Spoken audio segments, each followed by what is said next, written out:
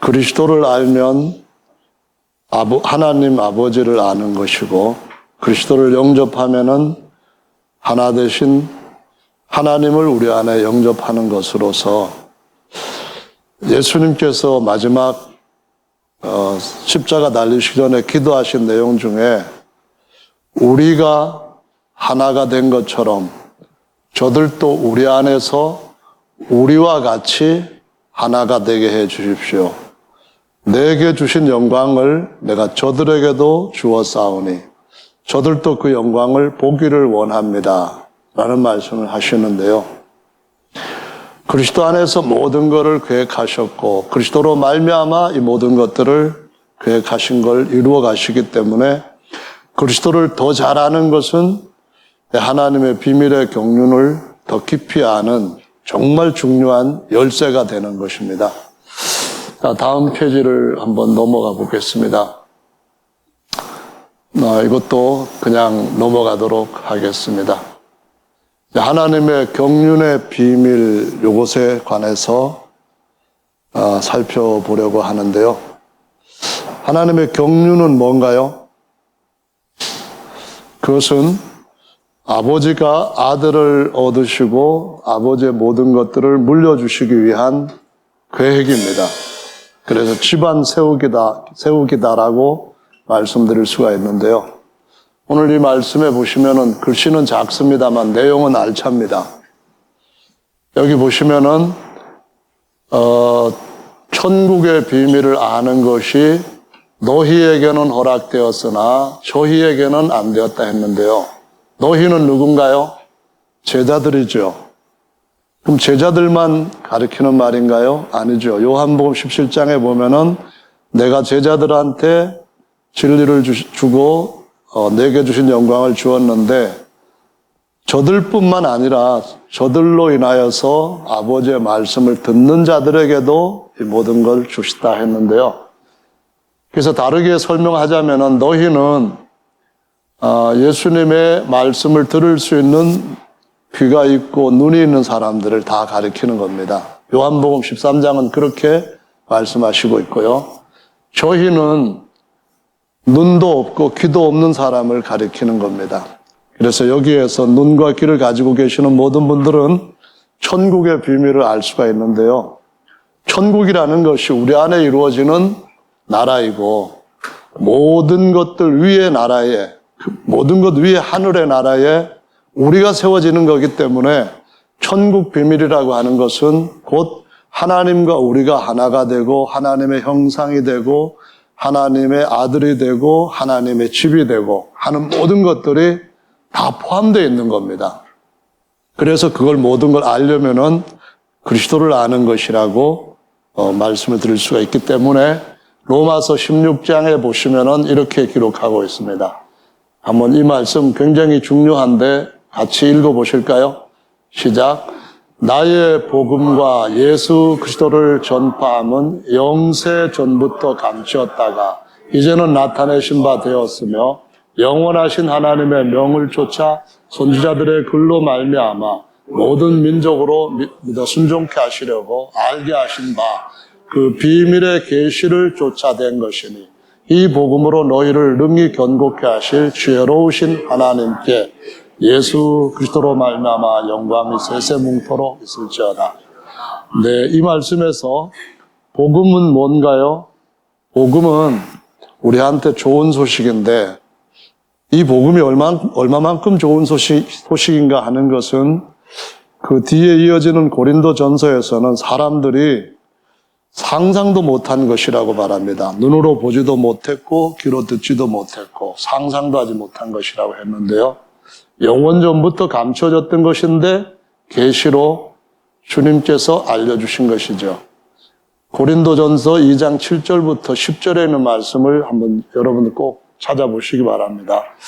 같이 읽어보실까요? 오직 비밀한 가운데 있는 하나님의 지혜를 말하는 것이니 곧 감추었던 것인데 하나님이 우리의 영광을 위하여 만세 전에 미리 정하신 것이라. 미리 정했다는 말은 예정하셨다는 말입니다.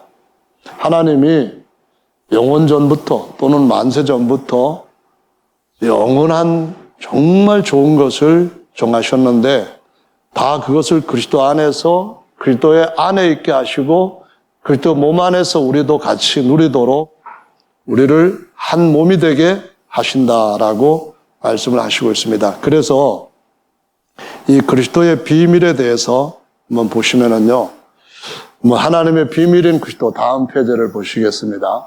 거기 보시면은 에베소서 말씀이 3군데 있는데, 그 뜻의 비밀을 우리에게 알리셨으니 곧 그 기쁘심을 따라 어떻게 했죠? 그리스도 안에서 때가 찬 경륜을 위하여 예정한 것입니다. 그러니까 그리스도를 더 알아야 된다는 거예요. 더 정확하게 깊이 있게. 이건 또 흐려서 안 보이죠? 너무 죄송합니다. 읽어보시면은요, 에베소서 3장 3절 말씀부터 있는 것인데요. 이렇게 기록되어 있습니다. 곧 계시로 내게 비밀을 알게 하신 것은 내가 이미 대강 기록함과 같으니 이것을 읽으면 그리스도의 비밀을 내가 깨달은 것을 너희가 알 수 있으리라. 9절에 영원부터 만물을 창조하신 하나님 속에 감추었던 비밀의 경륜이 어떠한 것을 드러내게 하려 하심이라 라고 말씀합니다. 그래서 이 그리스도의 비밀이라고 표현을 하는데 이것을 하나님의 비밀 또는 하나님의 경륜의 비밀이라고도 합니다. 그 중에 에베소서 5장의 말씀에 보면은 이 비밀이 크도다. 내가 뭐라고 했습니까? 그리스도와 교회에 대해서 말한다 그랬어요. 그럼 이게 뭔 얘기를 하면은 그리스도와 교회가 부부가 된다는 거예요. 다른 말로 영원히 뗄 수 없는 한 몸, 완벽한 한 몸이 된다는 거예요. 제 아내하고 저하고는 여기는 어떤 자매님이나 세상에는 어떤 자매님과도 비교할 수 없을 정도로 가까운 관계입니다. 그래서 제 아내가 뭐라고 그 글씨가 안 보여가지고 시험 들겠다 막 그렇게 얘기해도 제가 다 참습니다. 그런데 다른 분이 막 뭐라고 그런다면은 설교 시간에 꽁 해가지고 다른 말로 또 이렇게 화풀이를 할지도 모릅니다. 근데 하나님은 우리와 완전히 하나가 되시면은 하나님이 신랑이시고 우리가 그의 아내로서 영원히 분리될 수 없이 모든 걸 공유할 수 있는 관계라면은 이것보다 더 놀라운 것은 없습니다. 아멘. 솔직히 얘기해 보세요. 저기 우리 정용숙 집사님, 다은이를 더 사랑해요? 아니면 김종동 집사님을 더 사랑해요? 비밀인가요? 꼭 얘기를 해야 되는 건 아니겠죠? 예? 뭔 소리를 하는 겁니까, 지금? 다은이는 다은이 짝을 찾아가서 부모를 떠나 한 몸이 돼야 된다고 말씀하시고, 우리는 하나님을 쫓아가서 하나님과 영원히 하나가 되는 이 비밀을 갖고 있는 것인데, 그게 뭐를 알아야 되냐면은 그리스도를 알아야 하나님과 하나가 된다는 겁니다. 그리스도가 우리를 묶어 주셔야 우리가 영원히 하나님과 하나가 된다는 거예요. 요한복음 17장에서 우리가 하나가 된 것처럼 저들도 우리 안에서 하나가 되게 해 주십시오. 하나님은 그리스도 안에 하나님의 모든 충만함을 넣으시고 그걸 통하여 하나님이 지으신 모든 공간과 그 안에 있는 모든 것들을 충만하게 채우기를 원하십니다. 근데 그 그리스도를 영으로 우리 안에 받아들이게 되면 너희도 그 안에서 충만하여졌다라고 말씀을 하시는 거거든요. 그것이 이제 골로새서에서 보시면은 그래서 이 비밀은 1장 26절입니다. 글씨가 보이나요? 읽어보시겠습니다. 보이시는 분만. 이 비밀은 만세와 만대로부터 오므로 감추었던 것인데 이제는 그의 성도들에게 나타났고 하나님이 그들로 하여금 이 비밀의 영광이 이방인 가운데 어떻게 풍성한 것을 알게 하려 하심이라. 이 비밀은 너희 안에 계신 그리스도시니 곧 영광의 소망이니라. 아멘. 여러분, 너무나 귀한 비밀에 대해서 말씀을 드렸는데 이거 진짜 어마어마한 비밀이라면 안 보인다고 투정 부리고 안 보고 그냥 가만히 있고 그냥 짜증낼 수 있겠습니까? 안 보일수록 더 보기 위해 가지고 눈을 씻고 보든가 앞으로 더 다가오든가 성경을 찾든가 할 수 있는 방법 다 동원할 거예요. 근데 그 비밀이 뭐냐면은 만대로부터 오므로 감춰졌던 것인데 성도들한테 풍성하게 나타났고, 이 비밀의 영광이 이방인들에게까지 풍성한데, 이 비밀은 우리 안에 오신 그리스도라고 말씀합니다. 그래서 그리스도를 안다는 말은 지식적으로 아는 데서 더 나아가서 그 지식 속에 주어진 약속이 너무나 좋은 소식이어서 복음인데, 하나님과 영혼이 하나가 된다는 거예요. 아버지와 아들로서 하나가 되는 것뿐만 아니라 남편과 아내로서 영혼이 하나 된다는 거예요. 저는 제 아내가 제 아들보다도 저한테 훨씬 가깝다고 하는 것을 제 아들이 알고 있다는 것에 대해 가지고 감사하게 생각합니다. 그래야만 자기도 짝을 찾아갈 거 아니겠어요? 하나님께서 진짜 자신이 우리와 영원히 하나가 되게 하시는 그 비밀이 뭔가요? 우리가 그분의 영광의 형상이신 맏아들의 형상을 본받도록 하나님께서 영원전부터 미리 정하셨다고 로마서 8장 29절에 분명하게 말씀하시고 있습니다. 그와 같은 형상, 그와 같은 한 그리스도의 몸 안에 들어가는 것이 얼마나 놀라운 일인지 몰라요. 그래서 골로새서에서 보면은 또 뭐라고 말씀하시는가 하면은, 이는 저희로 마음의 위안을 받고 사랑 안에서 연합하여 원만한 이해의 모든 부요에 이르러 하나님의 비밀인 그리스도를 깨닫게 하려 함이라 라고 말씀합니다. 그리스도를 알아야 경건의 비밀을 알고, 그리스도를 알아야 천국의 비밀을 알고, 그리스도를 알아야 경건의 비밀을 알고, 그리스도를 알아야 하나님 나라의 비밀, 하늘나라의 비밀, 모든 것을 알 수 있게 된다는 거죠. 다음 페이지를 보겠습니다. 그래서 이사야 말씀에서 그는 정사를 맨 새 땅을 다스릴 통치자, 사람으로서 왕으로서 다스린다는 것이고요. 기묘자이고 모사라고 했는데, 하나님이 우리도 합치기 위해서 우리가 멀리 떨어져 있던 부분을 제거하시려고 기묘자, 곧 하나님과 어린 양이 돼버리신 거예요. 너무너무 놀랍다. 이게 어떻게 가능한 일이냐. 그래서 기묘자입니다.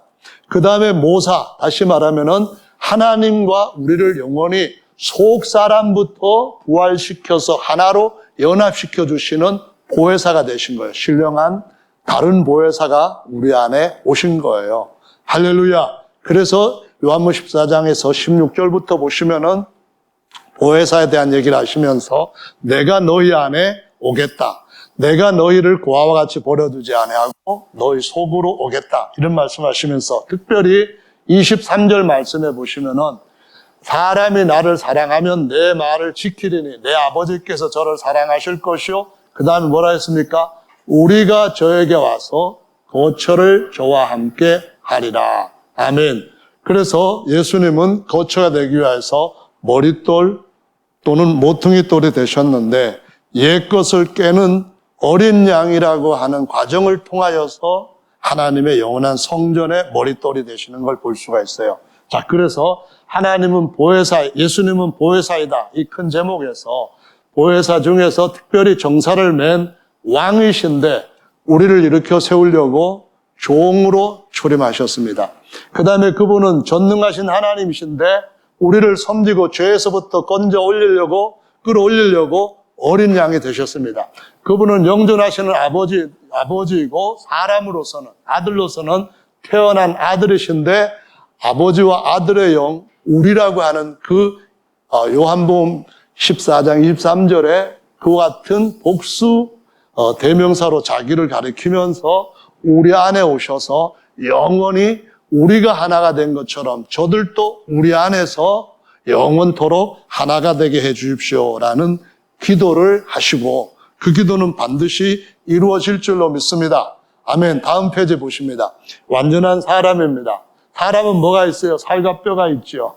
그림을 찾다 보니까 이런 게 나왔어요. 그냥 나온 건데, 이사야 말씀에 보시면은 다시 한번 읽어봅시다. 이새의 줄기에서 한 싹이 나며 그 뿔에서 한 가지가 나서 결실할 것이요. 야훼 신, 곧 지혜와 충명의 신이요. 모략과 재능의 신이요. 지식과 야훼를 경외하는 신이 그 위에 강림하시리니. 여기에서 야훼의 영은 하나님의 영입니다. 야훼를 경외하는 영은 사람, 그리스도의 영입니다. 그래서 요 영으로부터 해서 다 하나씩 따로 세어본다면은 7영이다라고 표현을 할 수가 있어요. 그래서 하나님의 지혜를 우리가 받게 될 것이고, 하나님의 총명, 하나님의 모략, 하나님의 재능, 하나님의 지식, 하나님의 모든 충만함을 우리가 받게 될 때 언젠가 우리가 온전한 사람으로 겉사람까지 부활하신 예수님의 모습처럼 되면은 그리스도께서 우리를 아시는 것처럼, 전지하시게 아시는 것처럼 우리도 온전히 알게 될 줄로 믿으시기 바랍니다. 아멘. 고린도전서 2장에서 하나님께서 우리에게 천사들까지 영원히 다스릴 수 있는 지혜를 주셨다고 하셨는데, 그 지혜가 무슨 지혜입니까? 하나님께서 성령으로 우리에게 주신 지혜인 줄로 믿으시기 바랍니다. 솔로몬이 가졌던 지혜는 조그만 나라를 다스릴 정도밖에 안 됐지만은, 하나님이 우리에게 주신 지혜는 관원들의 지혜, 왕이나 선생들의 지혜와는 다르게 하나님의 지혜로 하나님의 모든 지능적으로 잘 만들어진 것들까지 완벽하게 통치할 수 있는 거버먼트의 왕이 될 줄로 믿으시기 바랍니다. 정말 우리가 주님 앞에서 그 영으로 말미암아 가능케 되는 거거든요. 자, 그러면 이걸 갖다가 완전한 사람으로서 예수님은 속사람도 계시고 겉사람도 있으신 분인데, 여기에 속사람은 예수님 우리한테 어떻게 나타나셨나요? 2절에 있는 이것으로 야훼 신 빼고는 다 속사람에 관한 영적 속성입니다. 다음에 겉사람으로서는 이세 줄기에서 난 한 싹, 육신으로, 육체로 말하자면, 사람의 아들로 말하자면, 여인의 후손으로 말하자면 그런 뜻입니다. 그래서 여기 겉사람은 인자, 사람의 아들, 여인의 후손, 다윗의 자손, 그리고 고린도전서 15장 45절에서는 첫사람 아담이라고 하는 것, 다음에 예수님이 그 아담이 범죄한 것을 다시 갚아주시려고 마지막 아담이 되셔서 아담의 후손 맨 끝에 있는 자까지 섬기겠다라는 모습을 보여주시고 있습니다. 자, 예수님의 속사람은 하나님의 아들, 둘째 사람, 지혜와 총명, 모략, 재능, 지식의 영, 하나님을 경외하는 영이라고 설명을 하고 있습니다. 다음으로 넘어가겠습니다. 자, 그러면은 지금부터 머리를 잘 돌리셔야만 설명하는 것에 대해서 답을 하실 수가 있습니다. 질문하는 것에 대해서. 예수님의 겉사람, 인자로서 예수님은 땅에서 혈육으로 태어난 아기부터 시작하신 겁니다. 지금부터 2200년 전에, 아니 2020여 년 전에 다윗의 고향인 유대 땅 베들레헴에서 아브라함과 다윗의 자손인 요셉과 약혼을 했으나 처녀였던 마리아가 아기를 낳으셨던 것은 성령의 능력의 역사를 통해서 그렇게 됐다라는 말씀입니다. 인자이신 예수님은 말씀이 육신이 된 겁니다. 그 다음에 요한복음 6장 6절 같이 읽어봅시다. 시작. 예. 예수님의 육체는 하나님이 낳으셨나요? 아니면은 사람이 낳으셨나요? 하나님이 낳으셨나요? 사람이 낳으셨나요? 쉽게 질문하겠습니다. 여러분의 영은 하나님께서 만드셨나요? 아니면은 여러분 부모님이 같이 사랑해서 만드셨나요? 모든 영들의 아버지는 하나님이십니다. 아멘. 예수님도 완전한 사람이시기 때문에 속사람이 있으시고 겉사람이 있으십니다. 그런데 그 겉사람은 우리 앞에 죄 사함을 위하여서 구속자가 되기 위해서 아담과 같이 육체를 입으시고 마지막 아담으로 오신 겁니다. 그 육체는 하나님께서 낳으시는 겁니까? 아니면은 말씀이 육신이 되는 겁니까? 하나님께서 육신을 낳는 것이 아닙니다. 아멘. 영으로 나는 것이 영이고 육으로 나는 것이 육입니다. 육이 낳는 것은 육이다. 영이 낳아야 영이다. 이 말씀을 하시는 거예요. 자, 인자이신 예수님은 족보가 있습니까? 없습니까? 사람의 아들이신 예수님 족보가 있어요? 없어요? 마태복음 1장에 보면 족보 나옵니다.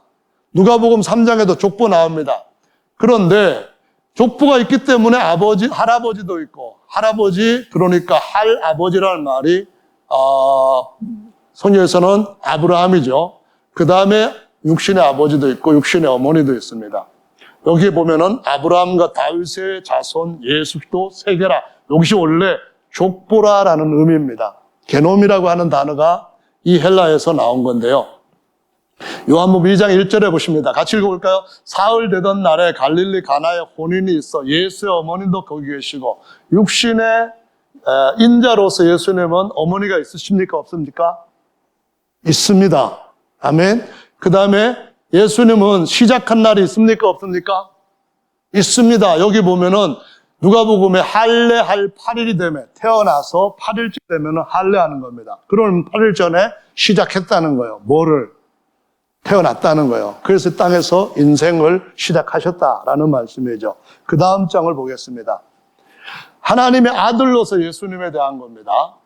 요한복음 3장 13절 읽어봅니다. 하늘에서 내려온 자, 곧 인자 외에는 하늘에 올라간 자가 없느니라. 위로부터 오시는 이는 만물 위에 계시고, 여기 만물이라는 말은 만유라는 단어와 똑같이 헬라어로 파스입니다. 그러니까 시간과 공간을 하나님 만드셨다 할 때에 만유의 아버지라고 표현한 것 같습니다.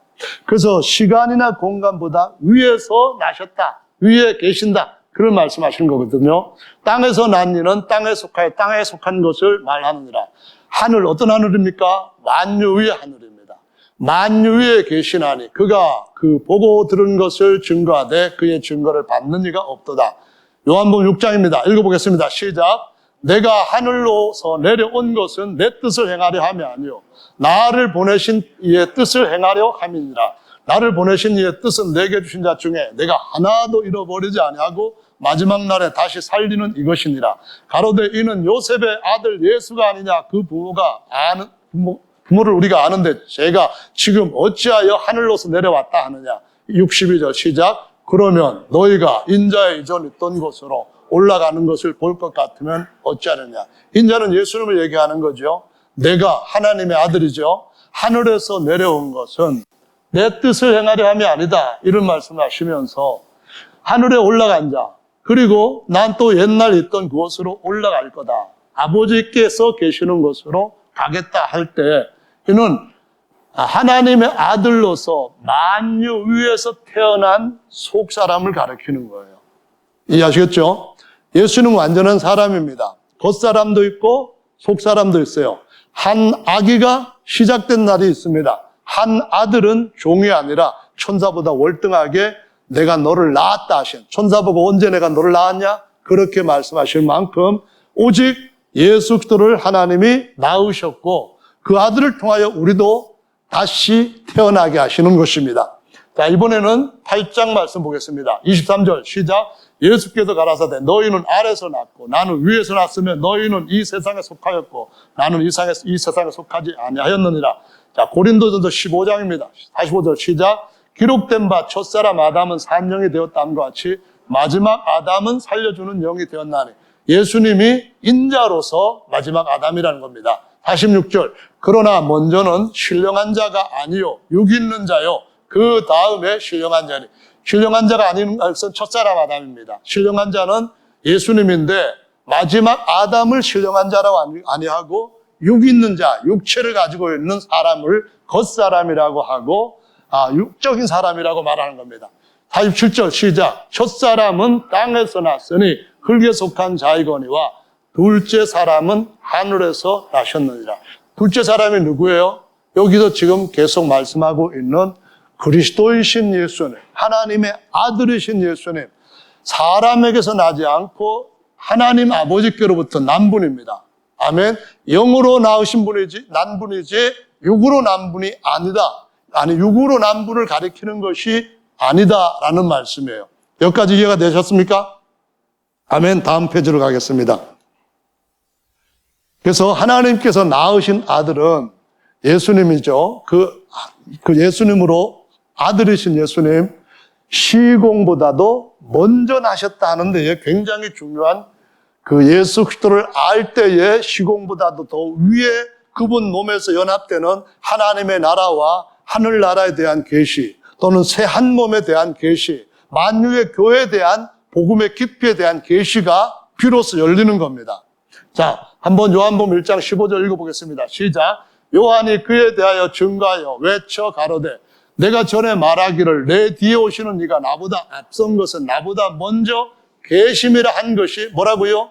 이 사람을 가리킴이라. 자기 뒤에 오시는 이 사람이 나보다 먼저 계시고 그래서 나보다 훨씬 앞에 있는 분이라고 말씀하십니다. 내 뒤에 오시는 분 누구예요? 육신적으로 말할 것 같으면 겉사람은 다윗의 후손으로 오신 분은 그렇다는 거예요. 내 뒤에 오는 분이에요. 그런데 그분의 속사람, 이 사람은 나보다 훨씬 앞섰다라고 말씀합니다. 26절 시작. 요한이 대답하되 나는 물로 침례를 주거니와 너희 가운데 너희가 알지 못하는 누구요? 한 사람이 섰으니 내가 전에 말하기를 내 뒤에 오는 사람, 헬라어로는 아내를 확실하게 사람을 얘기합니다. 헬인데 해라고 해놨네요. 있는데 나보다 앞선 것은 그가 나보다 먼저 어떻게 했다고요? 계심이라 한 것이 이 사람을 가르침이라. 그리스도를 바로 알지 못하면은 영원 전부터 하나님께서 계획하신 하나님의 경륜에 대해서 비밀에 들어갈 수가 없습니다. 그 복음의 깊이와 길이와 높이와 넓이에 대해서 들어갈 수가 없어요. 그냥 보통 신앙생활 시작할 때 물과 성령으로 거듭난다는 애기 수준에서 계속 머무르고 자라지 않고 있을 수 있습니다. 그래서 알면 알수록 우리가 더 잘 우리의 믿음 생활 가운데서 유익을 누릴 수 있는 줄로 아시기 바랍니다. 할렐루야. 요한복음 8장입니다. 시작. 57절. 유대인들이 가로되 내가 아직도 50도 못 되었는데 아브라함을 보았느냐? 아브라함이 나이 때 볼 것을 즐거워하다가 보고 기뻐했다. 이 말씀을 하시니까 유대인들이 뭐라 그랬다고요? 너 50도 못 되었는데. 잠깐 눈 감고 보시는 분은 저 앞에 안 보일 거예요. 눈 뜨고 보시기 바랍니다. 50도 안 됐다. 30밖에 안 됐다. 33세? 그 정도밖에 안 됐다. 그런데 어떻게 아브라함이 널 봤냐? 아브라함 지금으로부터 너 때로부터 해가지고 얼마나 오래전 사람인데 그러면서 지금 따지고 있는 겁니다. 한 2000년 전에 네가 그러면 살았어? 이렇게 나온 거죠. 그때 예수님 뭐라고 하셨어요? 시작. 예수께서 가라사대 진실로 진실로 너희에게 이르노니 아브라함이 나기 전부터 내가 있느니라. 여기 내가 있느니라 하는 단어가 요한복음 8장 24절에서 내가 근이라고 하는 말과 똑같은 헬라어입니다. 그래서 에고 에임인데 내가 있다 그렇게도 되고 나다라는 의미도 됩니다. 요 단어가 똑같이 마가복음 14장 62절이나 누가복음 22장 70절에서 나오는데요. 내가 근이라 하는 단어가 요한복음 8장 24절에 글을 넣은 것처럼 넣은 거예요. 원래는 없는 건데 그래서 여기에서 요 없는 글을 빼고 그대로 하면은 내니라 그 말입니다. 찬송받을 자의 아들 그리스도냐? 물었더니 그래 내니라 네가 말한 것처럼 내가 그다. 내가 바로 맞다. 이 말씀을 예수님이 하시는 거예요. 그래서 이것은 있다라고 하는 단어 의미 하나하고 이다라고 하는 의미로 같이 쓰입니다. 영어로 말하면은 비동사가 있다라는 의미와 이다라고 하는 의미로 같이 쓰이는 것과 똑같아요. 그래서 내가 있느니라 그 말이 내가 그리스도다 하는 말과 그 문장 형태는 똑같은 거예요. 그럼 이 말은 무슨 말이냐면은 요것은 50도 못된 사람은 예수님의 겉사람을 얘기하는 거예요. 베들레헴에서 탄생해가지고 지금까지 그냥 무시당하고 온갖 멸시 천대를 받았던 겉사람에 대해서 하는 거예요. 근데 예수님은 속사람이 바벨론이 아니라 베들레헴에서 땅에서 난 것이 아니고 위에서 나신 분이기 때문에 구별이 되는 거예요. 육으로 난 것이 아니라 아버지께로, 영이신 아버지로부터 영으로 태어났기 때문에 구별을 해야 되는 거예요. 아멘. 그래서 속사람은 언제가 나타나면은 여기서 1장에서는 침례원보다 먼저 있었다 그 말하고 여기에서는 더 올라가서 우리 조상보다도 내가 먼저 있었다 그 말씀하시고 여기에서는 다시 읽어봅시다. 시작. 아버지여 창세전에 내가 아버지와 함께 하셨던 영화로서 지금도 아버지와 함께 나를 영화롭게 하옵소서. 창세전에 내가 아버지와 함께 있었다. 이렇게 예수님이 친히 증거하시는 거예요. 그러나 겉사람으로서는 창세전에 아버지가 스스로 계시는 때부터 같이 있었던 건 아니에요. 겉사람은 우리의 시간에서 보면은 2020년 전쯤 계속 시작이 된 거예요. 아멘. 그러나 속 사람은 만유보다 먼저 계시는 분이란 거예요.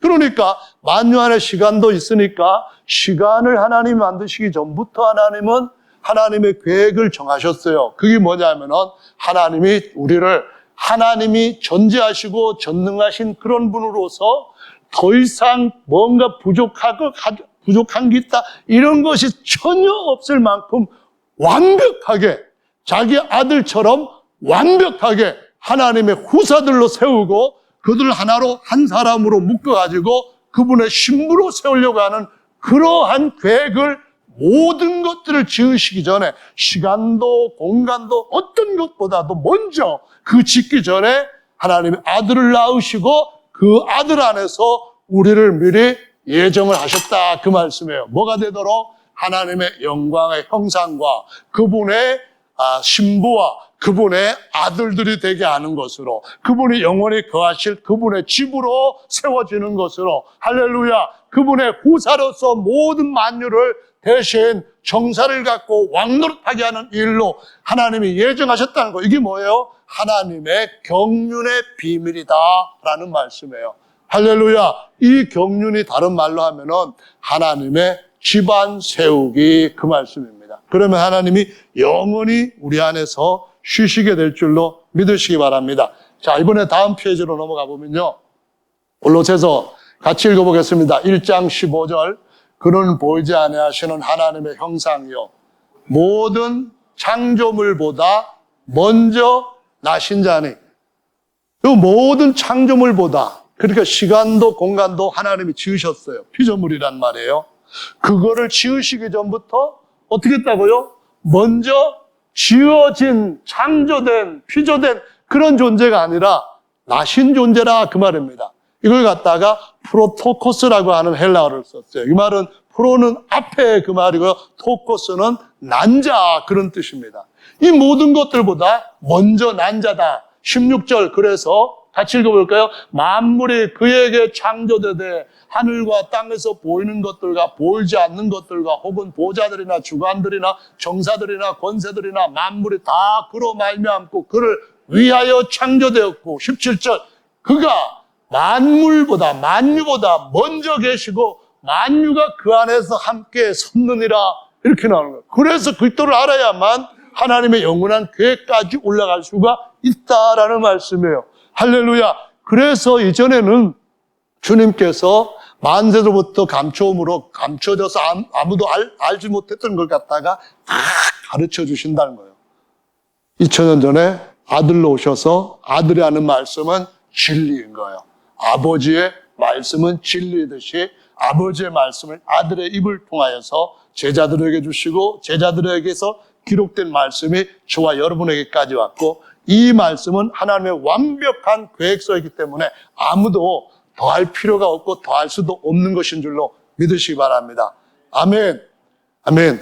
눈 감고 읽는 분들은 참 재주가 비상한 분들인데 히브리서 1장 한번 읽어볼까요? 이 내용하고 꼭 닮았잖아요. 한번 읽어보겠습니다. 2절 시작. 이 모든 날 마지막에 아들로 우리에게 말씀하셨으니 이 아들을 만유의 후사로 세우시고 저로 말미암아 모든 세계를 지으셨느니라.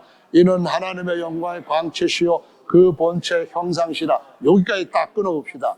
여기 있는 내용하고 똑같은 거예요. 그렇죠? 완전히 하나님의 후사로 세우시는데 우리도 그 안에서 그리스도 안에서 우리도 함께 후사가 될 줄로 믿습니다. 아멘. 우편할 말은 후사, 오른편에 앉는다, 후사의 자리에 앉는다 그 말입니다. 5절 읽어봅시다. 시작. 천사적 누구에게 내가 내 아들이라 오늘날 내가 너를 낳았다 하신 적 있어요 없어요? 없다고 지금 반어법으로 강조하는 거예요. 아멘. 근데 우리한테는 어떻게 해요? 아들의 영을 받으면은 아바 아버지라고 친히 성령께서 우리가 그의 자녀인 것을 증거해 주신다라고 로마서 8장 15절에 말씀하시잖아요. 할렐루야. 그럼 여러분이 여러분의 모든 것들을 영원토록 채우실 영의 아버지, 진짜로 낳아주시고 지금까지 길러주시는 그 아버지가 누군가 하는 걸 알아야 되는 거예요. 그분이 누구예요? 성함은 예수. 할렐루야. 채우시는 통로는 그리스도. 할렐루야. 그리스도를 통하여서 모든 것들을 공급하고 이렇게 세우는 줄로 믿으시기 바랍니다. 그래서 몸 안에서 저와 여러분들이 또 완벽하게 세워져 갈 필요가 있다라는 말씀입니다. 그래서 여기 보면은 6절에 나오는 말씀은 맏아들을 세상에 다시 들어오게 하실 때라는 말씀이 와요. 그 홀로 태어난 아들 독생자가 다시 오실 때는 2000년 동안 많은 아들들을 태어나게 하셨으니까 맏아들의 신분이 돼버리는 거예요. 그래서 맏아들의 형상을 본받게 하시려고 영원전부터 예정하셨다라는 말씀이 로마서 8장 29절에 기록되어 있다라는 말씀입니다. 자, 히브리서에서 그 아들에 대해서 모형으로 멜기세덱을 보여주셨는데 멜기세덱은 어떤 자입니까? 읽어볼까요? 시작. 아비도 없고 어미도 없고 족보도 없고 시작한 날도 없고 생명은 끝도 없어서 뭐와 방불 같다라는 말을 방불이라고 번역을 했어요. 하나님의 아들과 같아서 항상 제사장으로 있느니라. 여기 아비, 다른 제사장들처럼 육신의 아비, 육신의 어미. 육신의 아비가 레위의 후손 중에 아론 지파가 아니면 절대로 제사장을 못해요. 그래서 제사장이 되기 위해서는 반드시 아론의 자손이라고 하는 족보를 가지고 내밀어야 되는 거예요.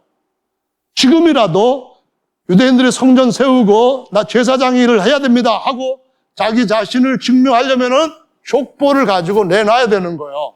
아멘. 나는 다윗의 후손으로 왕족의 그러한 피를 갖고 있습니다. 택도 없어요. 아멘. 제사장이 되려면은 레위의 아론의 후손이 돼야 되는데 예수님은 레위 지파가 아니고 다윗의 후손이기 때문에 유다 지파이기 때문에 땅에서는 제사장 자격이 없어요. 그런데 그는 하늘에서 아버지께로부터 난 자이기 때문에 하늘에서부터 날 때 뭐가 없어요? 육신의 아버지 없어요. 아멘. 육신의 어머니 없어요. 아멘. 지금 겉사람으로 말하면은 마리아가 어머니예요. 겉사람으로 말하면은 아브라함의 조상이에요. 그러나 속사람으로 말하면은 하나님께서 모든 피조물을 만드시기 이전에 낳으셨기 때문에 뭐가 없어요? 아비도 없고 어미도 없고 족보도 없고 이것도 없는 거예요. 무슨 뭐가 없다고요? 시작한 날도 없습니다. 아멘. 시작한 날이 왜 없어요? 휴관을 안 만들었는데 시작한 날이 어찌 있겠어요? 아멘. 지금은 하나님을 얘기하는 것이 아니고 7장 말씀은 전부 다 5장에서 7장까지 히브리서는 전부 다 하나님의 아들 그리스도에 대해서 말씀을 하고 있어요. 자, 그 다음에 여기 요한일서 같이 읽어보겠습니다. 시작. 1장 1절인데 태초부터 있는 생명의 말씀에 관하여는 우리가 들은 바요, 눈으로 본 바요, 주목하고 우리 손으로 만진 바라. 이 생명이 나타내신 바 된지라. 이 영원한 생명을 우리가 보았고 증거하여 너희에게 전하노니 이는 아버지와 함께 계시다가 우리에게 나타내신 바 된 자니라. 누구예요? 요한복음 1장 1절에 태초에 로고스가 계시니라. 이걸 갖다가 말씀으로 번역했어요. 이 로고스가 하나님과 함께 계셨으니 이 로고스가 하나님이시니라 이렇게 말씀하는 거예요. 그러면 이걸 갖다가 삼일체를 믿는 사람들은 아버지 하나님과 아들이 대화도 하고 뭐 여러 가지 우리라는 표현도 하고 하니까 아버지 하나님은 아닌데 하나님은 맞네. 그러면 어떻게 되지? 일로 생각하고 저리로 생각하다가 할 수 없다. 한 하나님 안에 또 다른 인격의 아들 하나님도 계신다. 이렇게 나오고 성령도 하나님이잖아. 하나님은 영이시고 거룩한 영이니까. 그러면 성령을 어떻게 해도 그러니까 할 수 없다. 381년에 성령도 제3위 하나님이다. 그래가지고 하나님은 한 분이신데 한 분 안에 세 개가 들어있어. 그래서 만약에 밤송이를 한번 까보면은 밤은 하나인데 한 송인데 그중에 밤알이 3개 있으면은 삼일체 밤알이야. 이렇게 나온 것 같이 만들어 버렸어요. 그래서 하나님 한 분이냐 물어보면 한 분 아니죠. 그러면 예수님이 아버지가 되게 아니요. 3분입니다. 그러면 삼신입니까? 그러면 아니죠. 그러면은 우상숭배, 다신론이 되는 거예요. 삼실면 안 돼요. 그래.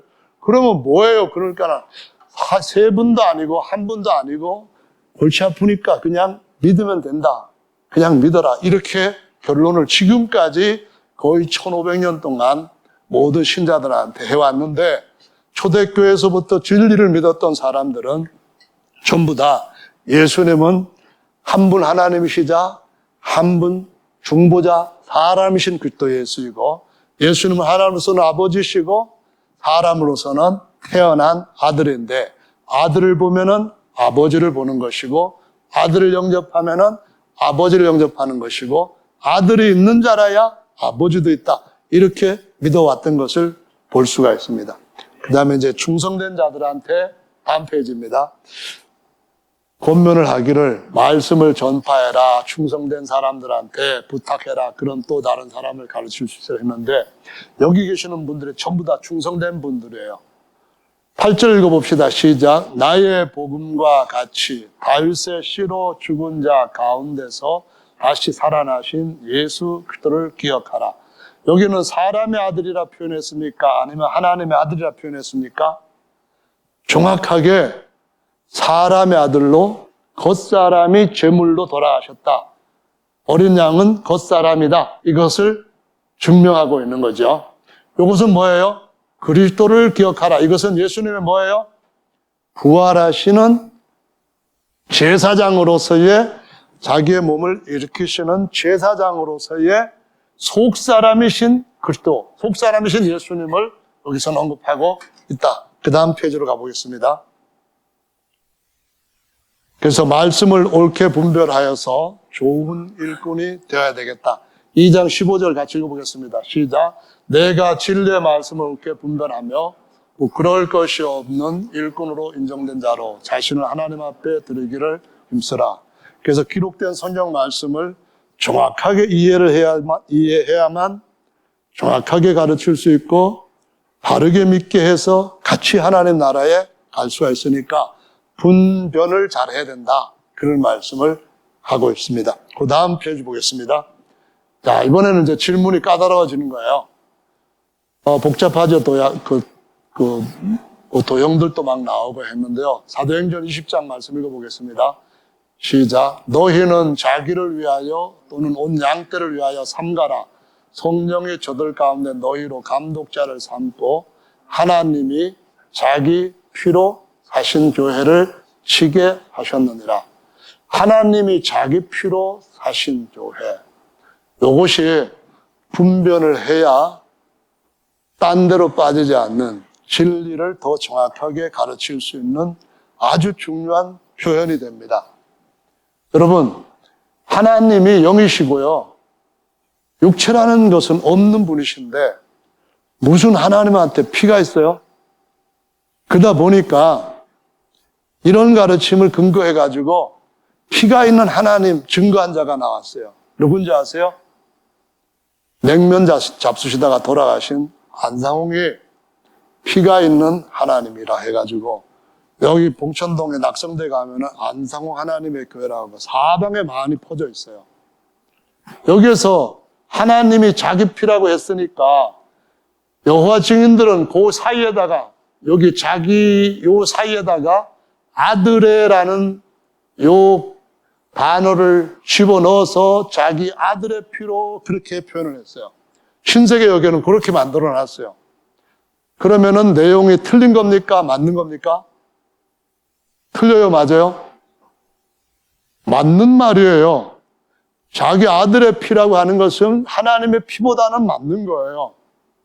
그러면은 그렇게 성경을 기록된 걸 가지고 자기의 생각하는 대로 더하고 또는 빼버리고 그러면은 다른 구절들이 안전해지겠습니까? 2000년 동안 전부 다 쪼개져 버렸을 거예요. 교회는 계속해서 갈라지고 이단들은 더 많이 만들어졌을 거예요. 이것은 다른 원문에서 사본에서 자기의 아들이라고 하는 이런 단어가 들어가 있는 원문은 전혀 없어요. 그러니까 바울이 의도적으로 이 말씀을 했다는 거예요. 그럼 그 말이 무슨 말인가 하면은 하나님과 사람이 되신 바로 예수님에 대한 것을 강조하는 거예요. 강조하되 다른 구원자, 다른 구속자가 없어서 영이신 그분이 육체를 입고 오셔서 야훼이자 그리스도이자 어린 양이 되셨다 하는 것을 강조하는 거예요.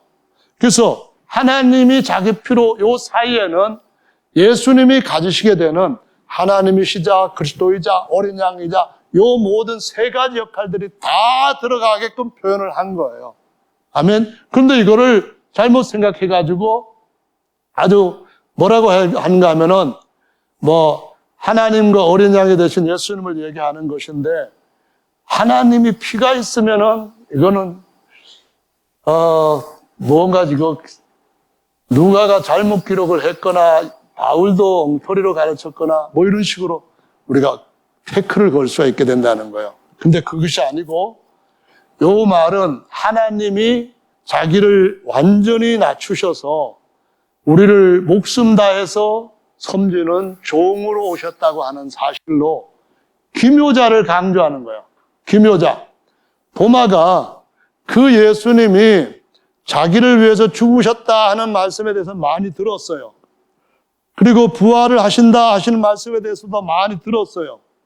그런데 그분이 진짜 하나님이 사람의 몸을 입고 오셔서 그 하나님이 어린 양까지 그 역할을 하시는가?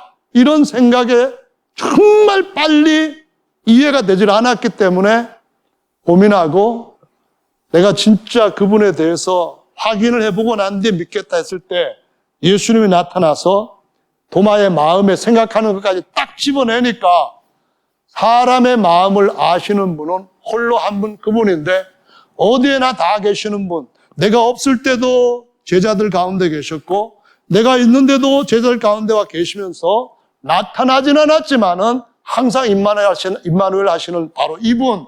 그래서 그때 비로소 당신은 나의 주님이시며 나의 하나님이십니다. 너무너무 놀랍고 귀한 은혜의 구원자이십니다. 이 고백을 할 수 있게 되는 거예요. 우리 모두가 다 하나님이 자기 피로 사셨다 할 때에 예수가 피를 가지고 있는 분이니까 아버지 하나님 외에 아들 하나님도 계셔. 이렇게 잘못된 대로 빠지면 안 되는 구절이라는 것을 기억하시기 바랍니다. 하나님은 자기 십계명에 한 분밖에 없다. 나 외에 다른 신은 없다. 강조하신 분이시고 그분이 장차 구속자 구원자가 되겠다 약속하신 분인데 그대로 이루어 주시기 위해서 바울은 일부러 도마가 고백했던 그 어떤 굉장한 감동 이것을 자신도 다메섹 도상에서 만나가지고 고백을 했다는 말씀이에요. 자, 그래서 요 밑에 것이 읽혀지나 모르겠습니다. 예수님은 하나님이시고 따라서 아버지시고 그리스도이심으로 하나님의 아들이시고 어린 양임으로 사람의 아들이시고 그 다음에 그분의 마지막 육체만을 보면은 뭐예요?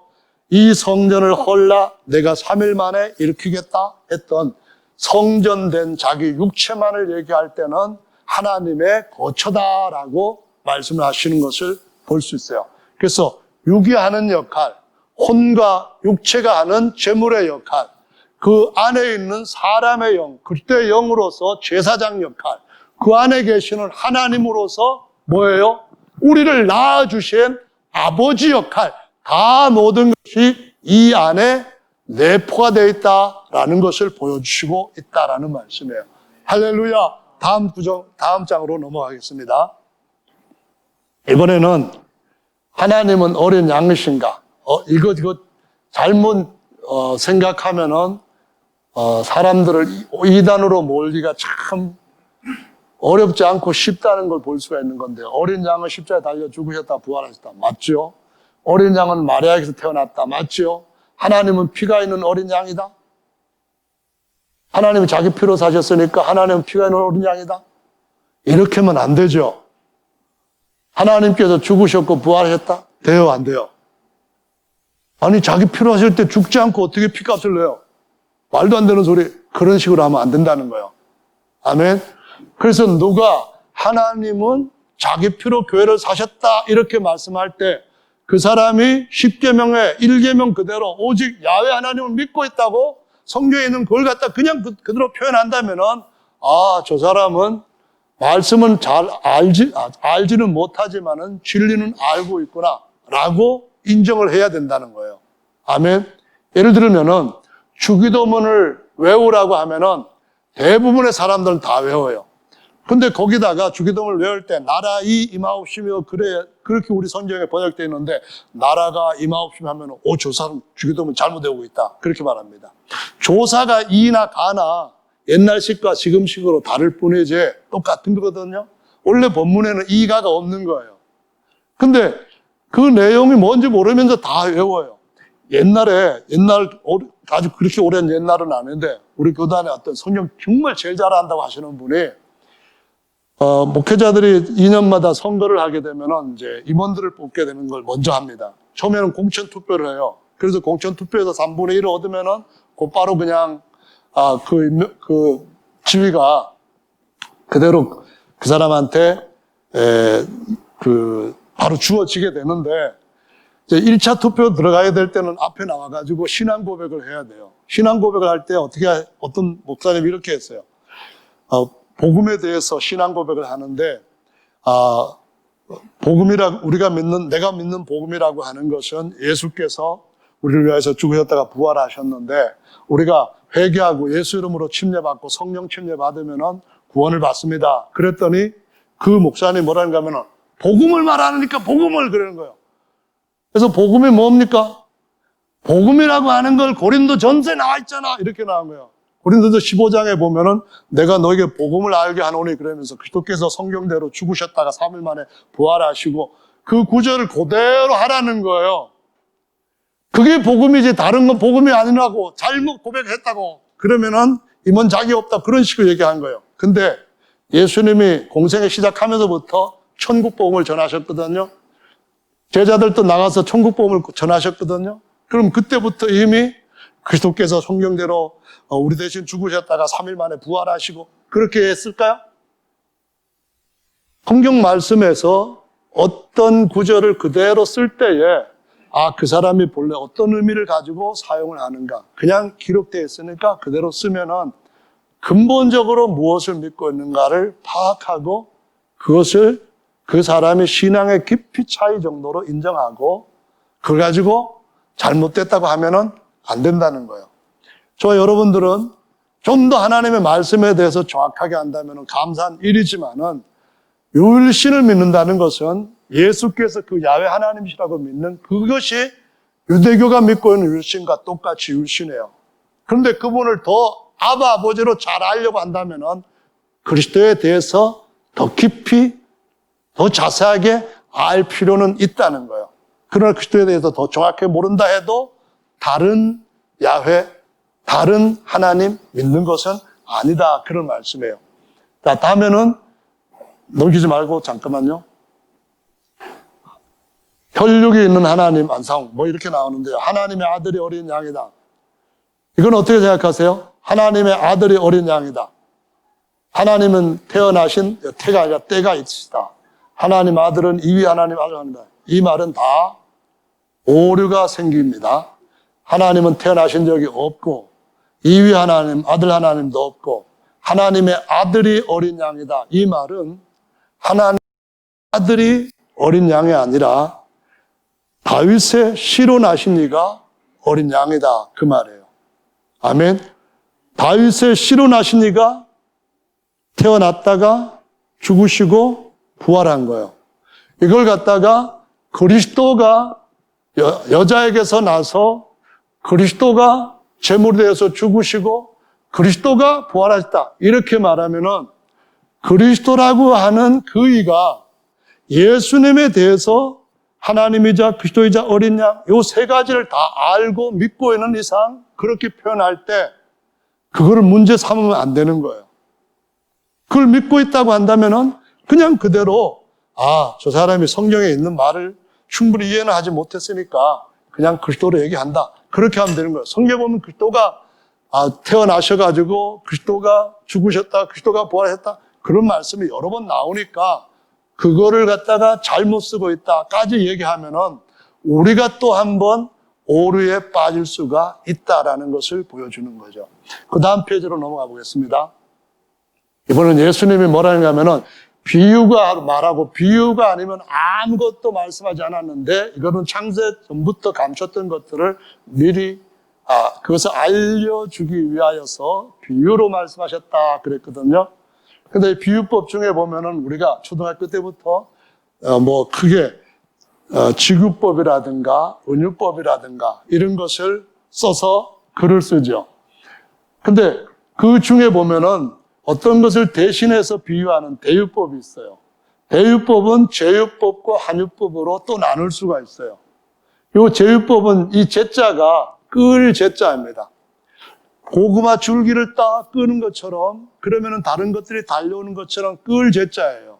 그건 무슨 얘기냐 하면은 여기 보면 한 부분을 가지고 사물 전체를 끌어서 다시 그대로 나타내는 방식이 제유법이라는 거예요. 예를 들면은 예수님이 사람이 떡으로만 사는 것이 아니라 이렇게 나올 때 그러면 떡만 얘기하는 건가요? 음료수는 빼는 건가요? 먹을 때 다른 거, 야채 먹으면 안 된다 그런 말인가요? 아니죠. 제유법에서는 떡 이야기 얘기할 때에 먹을거리 전체를 얘기하는 거예요. 아멘. 예수님에 대해서 하나님, 그리스도, 어린 양 할 때 제유법에서는 어린 양을 쓰든지 그리스도를 쓰든지 하나님을 쓰든지 전체를 끌어오기 위해 한 가지를 그냥 쓰는 거예요. 이해하시겠죠? 예를 들면은 그런 건데 물, 밥, 국, 반찬 다 얘기하는 거죠. 그 다음에 환율법 같은 경우는 이 환자가 바꾼다 그런 바꿀 환자예요. 환율 또는 돈을 바꾼다 할 때 우리가 달러를 가지고 한국 돈으로 바꾸거나 할 때 그럴 때 하는 것처럼 바꿀 한자를 쓰는 거거든요. 그래서 그것은 밀접한 관련이 있는 다른 명칭을 빌려와서 바꿔가지고 표현하는 거예요. 거기에 보면 그리스도가 광명의 새벽별이라 했는데 예수님이 별이에요? 예수님이 저 위에 떠 있었어요? 별 중에 하나였었어요? 금성이었었어요? 아니죠.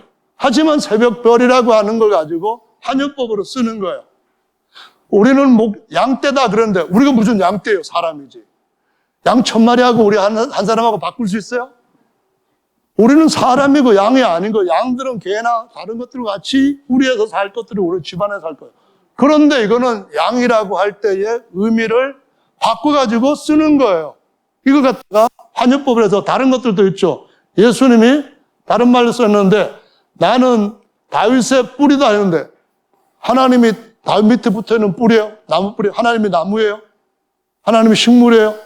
아닌데도 불구하고 뿌리라고 할 때 어떤 의미를 살리기 위해서 그걸 끌어다가 우리한테 붙여서 쓰는 거예요.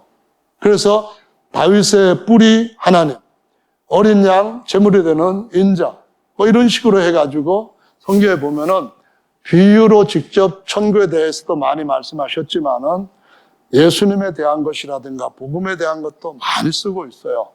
그럴 때 우리가 잘못 해석을 해서 2위 하나님, 3위 하나님 이런 걸 만드는 것도 정말 경계해야 되겠지만은 잘 모르는 사람들한테 그것이 잘못됐다는 식으로 몰아가고 완벽한 진리 아니면은 전부 다 다른 예수다, 구원이 없다 이렇게 오해를 하지 않도록 정말 조심해야 돼요. 저와 여러분들은 오순절 신학교에서 공부를 할 때 목사님들이 뭐라고 가르치든 간에 꼭 그거 돼가지고 왜 이렇게 가르칩니까? 성경과 다르잖아. 시비 안 걸잖아요. 그래서 거기서 우리가 어떤 직임을 받고 했을 때 그 사람들이 기본적으로 바르게 믿고 있는 이상 그걸 가지고 더 완전하고 더 확실하게 가르치지 않고 그런다 해서 자꾸 다른 쪽으로 이것을 끌어가는 식으로 하면은 정말 심각한 문제가 생길 수가 있는 거예요. 다음으로 넘어가 보도록 하겠습니다. 그래서 그리스도는 주님이시다 이런 표현을 썼는데요. 시편 110편 1편에 보면은 야훼께서 내 주에게 너는 내 우편에 앉았으라 했을 때에 그냥 이걸 신약에서 인용을 할 때는 다 주님으로 야훼도 주님으로 처리를 했어요. 야훼에 대한 발음을 모음을 몰라가지고 70인역에서부터 주, 그래서 야훼께서 내 주님에게 그렇게 말하지 않고 주님께서 내 주님에게 말씀하시기를 너는 내 우편에 앉았으라 이렇게 하셨다는 말씀을 가지고 하는 건데요. 자, 28절부터 보시면은 서기관 중 율법사예요. 한 사람이 와가지고 변론하면서 예수님한테 물었어요. 계명 중에 첫째가 뭡니까? 물었을 때 주 곧 우리 하나님 뭐라고요? 유일한 주시라. 너는 마음을 다해서 주 너의 하나님을 사랑하라. 선생님 옳습니다. 그랬어요. 여기까지는 좋았는데 예수님이 물어보셨어요. 너희들은 그리스도를 누구라고 하느냐 물었더니 서기관들이 그리스도를 다윗의 자손이라고 하는데, 그러면은 다윗이 성령에 감동하여 친히 말하되 주께서 내 주께 이르시되 내가 내 원수를 내 발 아래 둘 때까지 내 우편에 앉아서 하셨도다. 다윗이 그리스도를 주라 하였은즉 어찌 그의 자손이 되냐 물어보는 거예요. 다윗이 바보냐? 아니면은 다윗이 잘못된 영감을 받았냐? 하면서 이 주는 어떤 주예요? 그리스도, 주 곧 우리 하나님은 유일한 주님이다 하는 이 주라는 그 명칭으로 지금 다윗이 고백했고 예수님이 인용을 했다, 그런 말이에요. 그러면은 우리가 그리스도는 하나님이시다 이렇게 얘기할 때 그리스도는 사람인데 왜 그리스도가 하나님이라 하느냐 시비 걸면은 그 바탕에 그리스도가 이위 하나님이라고 믿는다면은 시비 걸 수가 있는 거예요. 하지만은 그리스도가 하나의 제휴법으로 해서 그 그리스도 안에, 그리스도라고 하는 예수님 안에는 하나님도 있고 어린 양도 있고 또 하나님의 집도 있고, 그럴 때는 이렇게 표현을 한 것이다 라고 이해를 해야 되는 거예요. 이해하시겠어요? 아멘. 그래서 이런 표현은 다른 경우에도 마찬가지로 계속 나오는 거예요. 왜 이 단어가 여기 나와 있죠? 그리스도는 하나님과 하나 되신 분이에요. 그리스도는 하나님이 그 안에 계시는 하나님의 형상이셔요. 그리스도는 하나님의 모든 걸 물려받은 후사이셔요. 그러다 보니까 여기 유일한 주 하나님이 우리에게 주 하나님 알면은 뭘 또 알게 하셔요? 그리스도를 알아야 하나님을 알게 되는 거니까요. 그리스도를 알아야 하나님과 하나가 되는 걸까요? 그러니까요. 그리를 통해야만 우리가 하나가 된 것처럼 저들도 우리와 같이 우리 안에서 하나가 되게 해주시오. 이것이 있으니까 그것을 깨닫게 하기 위해서는 여기 그리스도에 대한 계시를 받아야만 알 수가 있는 거거든요. 아멘. 다음 페이지로 넘어가 보겠습니다. 그래서 그리스도는 아들 하나님은 아니고요. 로마서 9장 말씀인데요. 9장 1절부터 보면은 그리스도 안에서 참말을 하고, 그러면서 3절에 보면은 나의 골육의 친척을 위하여 내 자신의 저주를 받아 그리스도에게서 끊어지고, 그래서 그 유대인들한테, 이스라엘 사람들한테는 영광, 언약, 율법 세운 것과 예배 약속들이 있고, 5절에 보면 조상들도 이 이스라엘 사람들의 것이요. 그 다음에 육신으로 말하면, 이것은 예수님의 겉사람에 대한 부분이에요. 육신으로 말하면은 예수님의 육신이 있으시죠? 육신으로 말하면은 그리스도가 저희에게서 나셨으니, 여기 저는 호라고 하는 대명사예요. 그래서 저라고 했을 때에 영어로 who 그런 의미도 되고 아니 that 그런 의미도 되는 거예요. 그러면 저는 누구를 의미하는 거예요? 예수님, 정확하게 맞는 말이에요. 그런데 이것은 앞에 있는 그리스도를 얘기를 하고 있는 거예요. 그리스도는 뭐라고요? 찬양받으실 하나님이시다 이렇게 말하는 거예요. 이 표현 잘못됐죠? 그리스도가 하나님과 사람 사이에 중보자이고 사람인데 무슨 하나님이냐? 잘못됐죠? 하지만은 이 바울이 한 분 하나님에 대한 신앙을 바로 갖고 있고, 그 하나님이 그리스도 안에서 오셔서 그리스도와 하나가 되시고 그 육체를 다윗의 후손으로 입으시고 우리를 위하여서 구속자가 되셨다, 이런 말씀들을 다 알면서 여기에서 지금 말하기를 하나님이 우리의 구속자가 되셨다, 우리의 약속, 우리의 모든 것 되셨다, 그 말씀으로 하고 있는 거기 때문에 우리가 이와 같은 말씀에 대해 가지고, 이건 이제 어떤 질문 같은 건데요. 문맥은 그리스도를 가리키는 건데, 그리스도는 아버지 하나님이신가? 아들 하나님인가? 그리스도는 엄격하게 정확하게 말하면 사람이지 하나님 아니에요. 하지만은 제율법을 쓰면은 한 그리스도 안에 그리스도와 영원히 분리되지 않는 하나님 아버지가 계시는 거예요.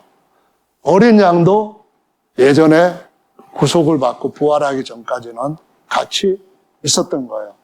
그렇지만은 정확하게 얘기하려면은 그리스도는 하나님은 한 분 아버지시요 하나님과 사람 사이의 중보자도 한 분이시니 곧 사람이신 그리스도 예수라 이렇게 말할 때가 있지만은 이렇게 또 표현을 할 때도 얼마든지 있고 이 그리스도에 대해서 잘 모른다 할지라도 그리스도는 하나님이다 얘기할 때 이 사람이 또한 다른 하나님을 섬기는가?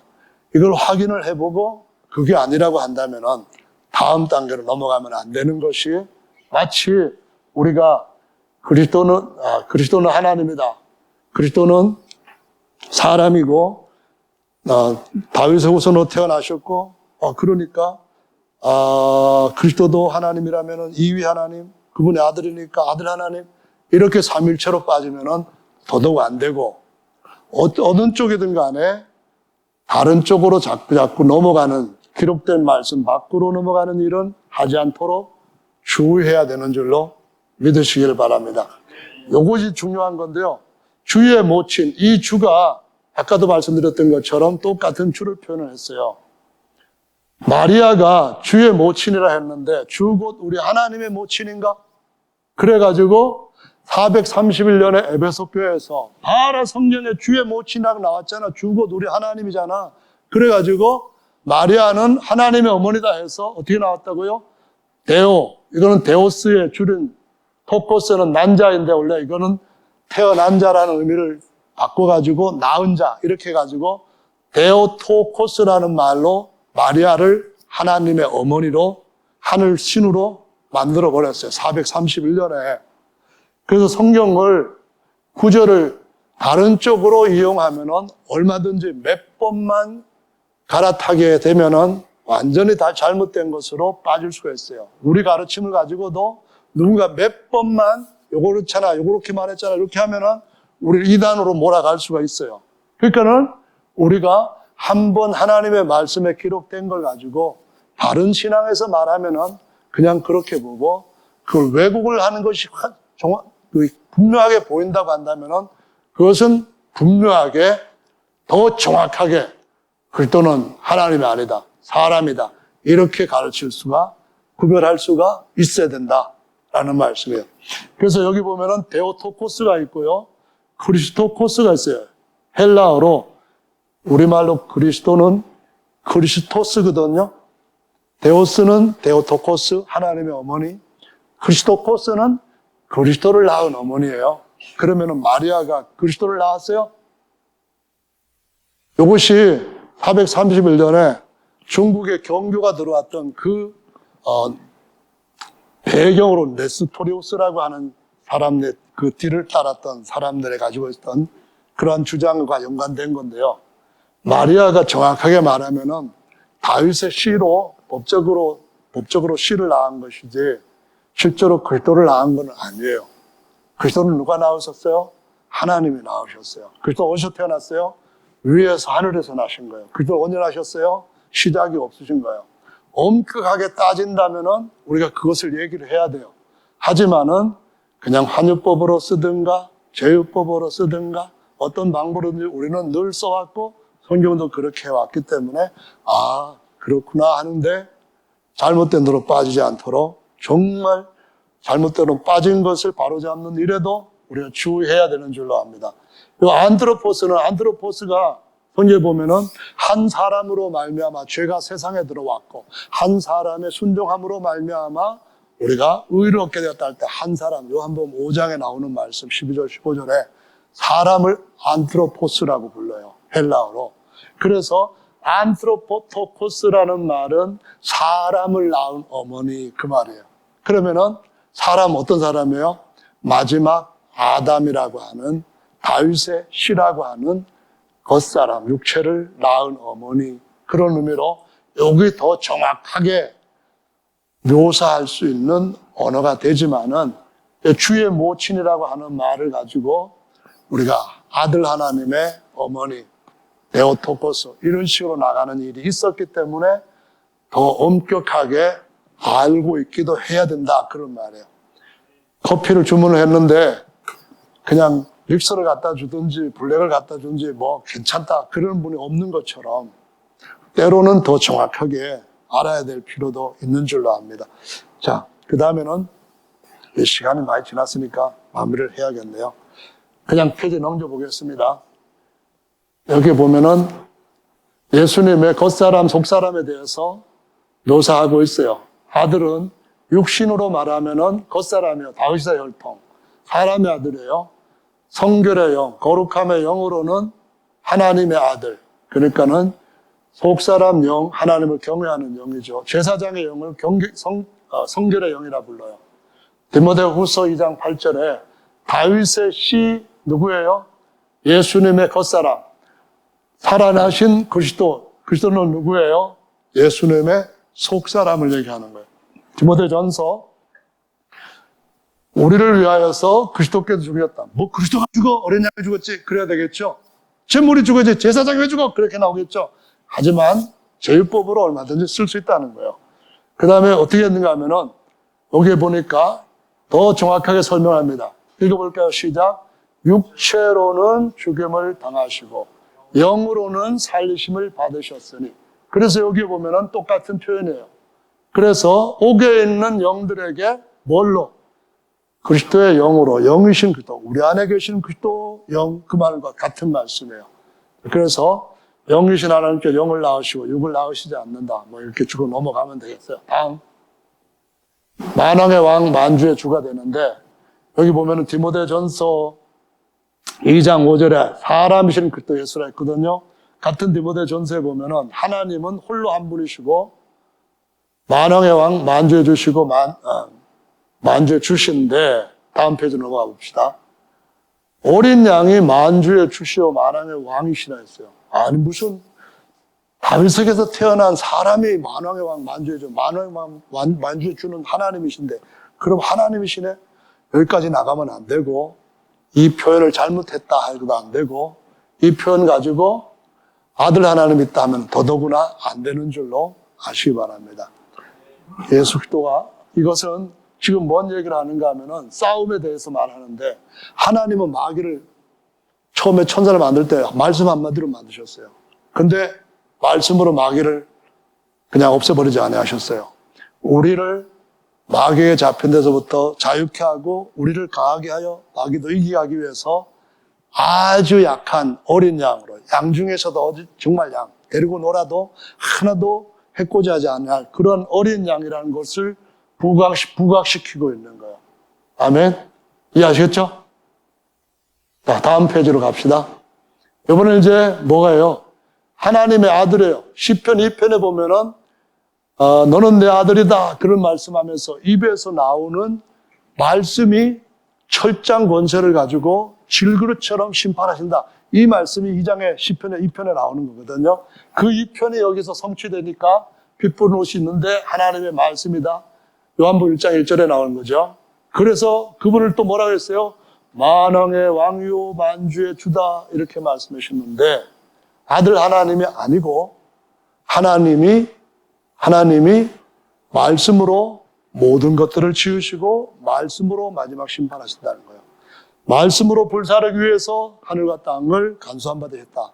그래서 저와 여러분 입에서 나오는 이 말씀이 없는 크기 때문에 우리 입에다가 하나님의 아들이요 장차 권세를 가진 자라고 하는 표를 성령이 말하게 하심을 따라 주신 줄로 아시기 바랍니다.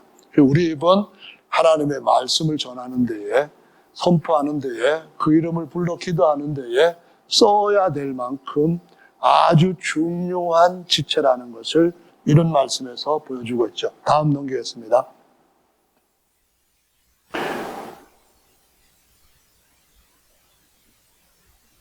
이제 마지막입니다. 같이 읽어보겠습니다. 보좌에 앉으신 이가 가라사대. 누구예요? 한 분이에요. 내가 만물을 새롭게 하노라. 이 말은 신실하고 참되다. 다 이뤘다. 나는 뭐예요? 나는 알파, 우리라 표현하자고 나는 알파 오메가, 처음과 나중. 그럼 나 안에는 뭐가 들어있을까요? 전능하신 이와 및 어린 양이 들어있는 거예요. 아멘. 알파와 오메가, 처음과 나중은 22장 13절에 가보면은 예수님이 나라고 표현하셔요. 그분은 하나님과 어린 양이에요. 하나님과 어린 양 하면 그 안에 모든 것들, 그분의 사역의 모든 것들까지 다 포함시켜서 영원토록 우리의 속죄가 이어질 것인 것과 우리가 어린 양 같은 하나님을 의지하는 믿음에서도 승리할 것을 보여주시고 있다라는 말씀이에요. 그래서 나는 여기 보면은 신실하고 참되다 주려니 이기는 자들은 유업을 얻으리라. 그 다음에 나는 저의 하나님이 되고 그는 내 아들이 되리라 했는데 그 나가 누군가 하면은 여기에서 나오는, 같이 읽어보겠습니다. 시작. 나 예수는 내 사자를 보내어 이것들을 너에게 증거하노라. 다윗의 우리, 다윗의 자손, 어린 양. 이렇게 다윗의 뿌리는 하나님이고 다윗의 뿌리는 성전의 주인이시고 다윗의 가지는 성전이다 해서 어린 양이라고도 표현하고 있는 것을 볼 수가 있습니다. 자, 오늘은 예수님을 알되 우리가 이 땅에 사는 동안에는 뭘 더 잘 알아야 되냐? 그리스도를 더 잘 아는 것이 정말 중요하다는 사실을 보여주시고 있습니다. 아멘. 그분은 우리를 영원히 하나님 더 가까이로 연합시킬 수 있는 최고의 중보자가 되셨다고 말씀을 하고 있습니다. 그래서 저와 여러분들이 예수님 오실 때가 가까운 이 마지막 때에 예수님 말씀 잘 이해하고 잘 정리하고 저보다 더 잘 전해서 여러분의 하나님 앞에 이끌어갈 더 많은 그러한 구원받은 영혼들이 여러분 그릇에 담겨지게 되기를 예수님의 이름으로 축원합니다. 바울의 그릇에 수많은 소아시아의 교회들 또 아시아의 교회들 뿐만 아니라 갈라디아라든가 마게도냐라든가 수많은 지역의 영혼들이 담겼던 것처럼 여러분 그릇 속에 수많은 영혼들이 예수님 앞에 드려지는 큰 그릇들 받으시기를 예수님의 이름으로 축원합니다.